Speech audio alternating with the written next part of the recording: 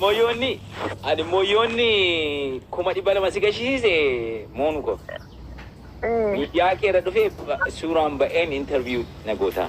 Bakka. Thank you. Dhugamo. Beeka dhugamo. Yoo kuma dibala torban tokko. Dhugaa Waaqayyo jetti. Koy.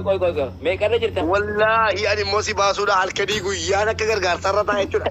Viidiyoo si of jala kaa'e amma viidiyoo irraa ba'ee viidiyoo si of jala kaa'e hundi keessan olo godhaa muleetti jira. Bari akka ijoolleen kun immoo godhan hin beekta. Kanaaf yoo gashite torban tokkotti. Torbee tokkotti yoo kuma dibala nama gashite. Ingala amma kuma uummanni keenya viidiyoo channaalaan kumni dhibbi shan iyyuu ilaala tu sheer godhe garuu maal godha fooloon godha uummanni keenya. Viidiyoo tokko gadhiiftee nama miiliyoonaan daawwatanii namni 50 yoo fooloo si godhedha waan si dhibu. Amma irratti hojjedha wallaahi yoo rabbi torbee tokko miti.